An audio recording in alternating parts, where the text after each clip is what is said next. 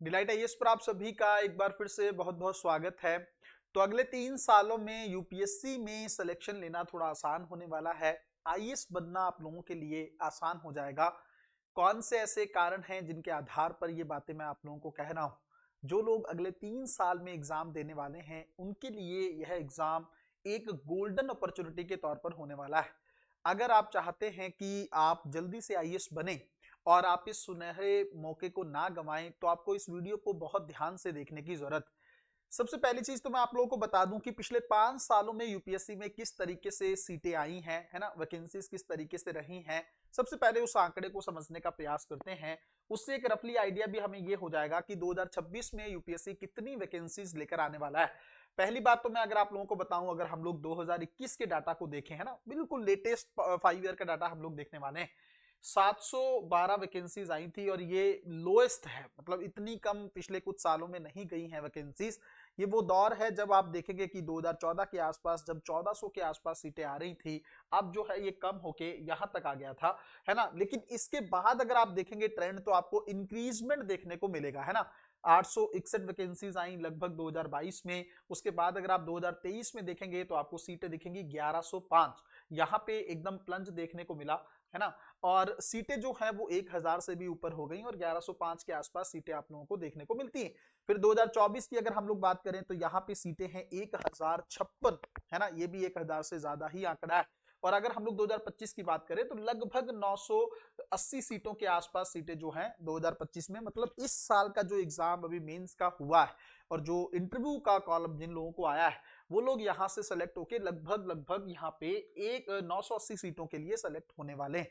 तो एक अगर मैं एवरेज की बात करूं तो यूपीएससी 1000 के आसपास सीटें जो हैं पूछ रहा है।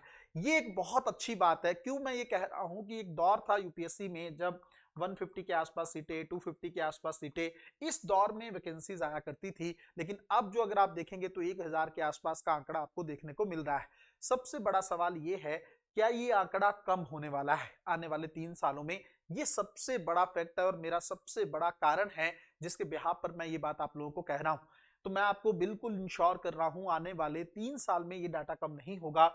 लगभग थोड़ा बहुत तो देखो ऊपर नीचे होता ही रहेगा, लेकिन सरकार को 900 से 1000 सीटें पूछनी ही पड़ेंगी। मतलब इनके लिए वैकेंसीज जो हैं कहीं ना कहीं पे सरकार को एग्जाम करवाना ही होगा।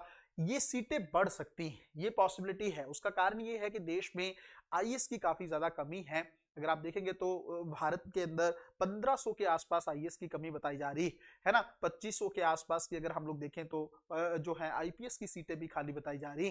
तो इस आधार पर जो बासवान कमेटी जब बनी थी, उसने ये बात बोली थी कि सरकार को कि आपको जो है हर साल लगभग 210 के आसपास आईएएस की भर्ती करनी चाहिए। इस समय अगर हम लोग देखें तो सरकार जो है 180 से 200 की रेंज में आईएएस को हर साल सेलेक्ट कर रही है। मतलब जो ये 1000 सीटें पूछी जा रही हैं, इसके अंदर 180 या 200 के आसपास सरकार जो है आईएएस जो है सेलेक्ट करती है।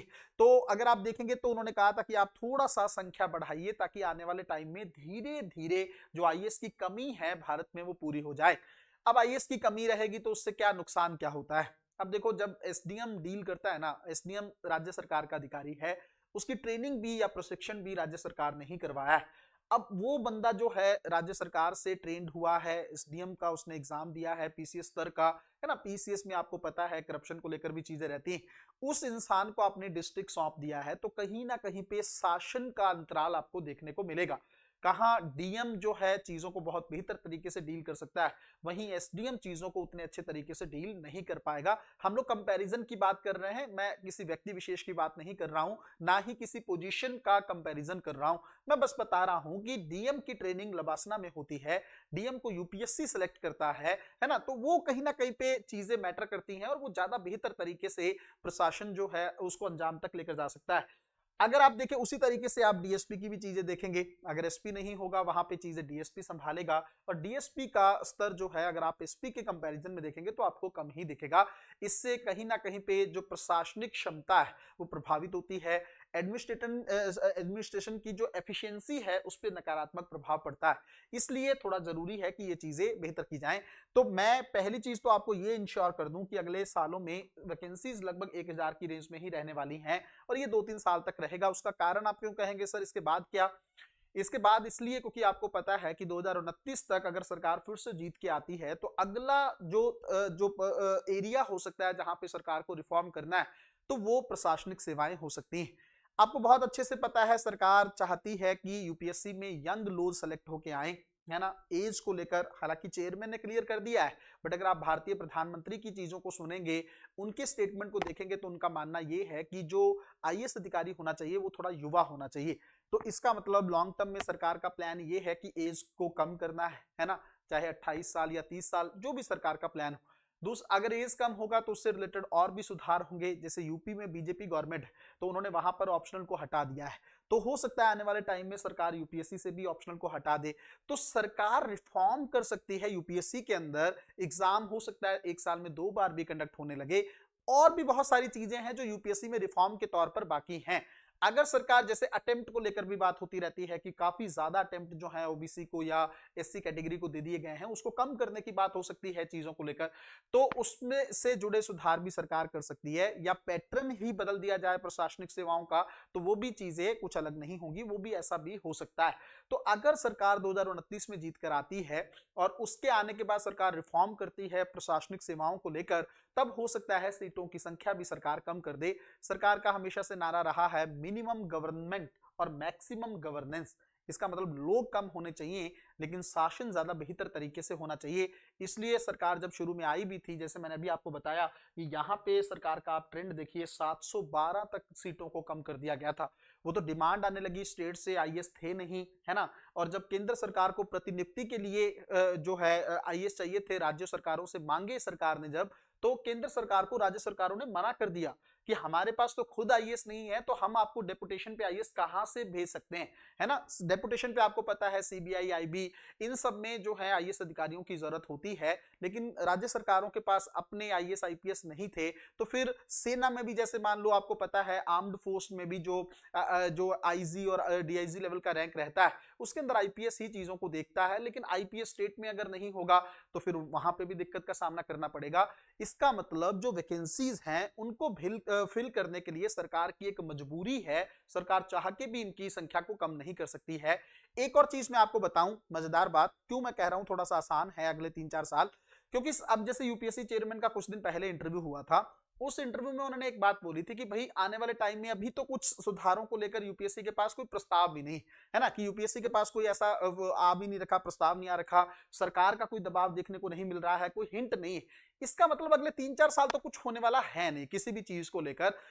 अब पैटर्न थोड़ा थोड़ा यूपीएससी का पकड़ में आने भी लगा है स्टूडेंट को, चाहे वो सीसेट की बात कर लें या जीएस की बात कर लें।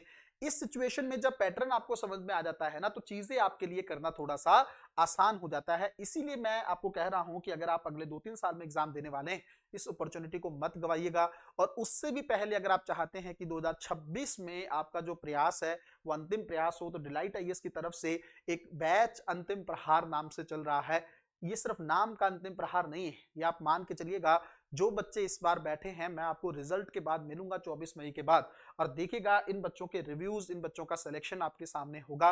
तो अगर आप भी उस बैच में रहना चाहते हैं और चाहते हैं कि मिस ना करें इस बार अपनी सीट को, प्रीलिम्स के बाद जो मेंस लिखने की सीट है, अगर आप उसको हासिल करना चाहते हैं, प्रीलिम्स में 130 से ज्यादा नंबर स्कोर करना चाहते हैं, तो मुझे लगता है अंतिम प्रहार बैच ही आपके लिए अंतिम समाधान के तौर पर है। स्टैटिक सब्जेक्ट सारा कुछ क्लास के अंदर ही कंटेंट के तौर पर करवाया जाएगा। टेस्टिंग पूरी मैं आप लोगों को करवाने वाला हूं, सबसे बेहतरीन मॉड्यूल इसके अंदर टेस्टिंग का है। ये कोई टेस्ट सीरीज नहीं है, ये कोई ऐसा नहीं है कि मैंने टेस्ट दे दिया और आप मुझे करके दे दोगे। ये वो है कि अगर कोई सवाल आपका गलत हो रहा है तो क्यों गलत हो रहा है, और एग्जामिनेशन हॉल के अंदर इस पेपर को कैसे अटेम्प्ट करना है।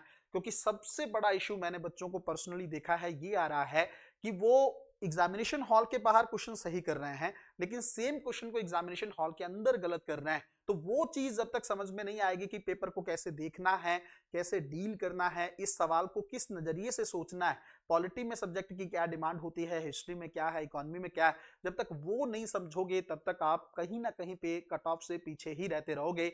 इन सारी चीजों को मैंने इसमें शामिल किया है और कंप्लीट रिवीजन का मॉड्यूल भी इसके अंदर इन्वॉल्व किया गया है। किसी भी तरह की इंक्वायरी के लिए और जल्द से जल्द इनरोल करने के लिए इन नंबर पर आप लोग कांटेक्ट कर सकते हैं और अपने आप को इनरोल कर सकते हैं। मिलते हैं अगली वीडियो में, तब तक अपना ध्यान रखें, अपनी पढ़ाई को बहुत अच्छे तरीके से करते रहें।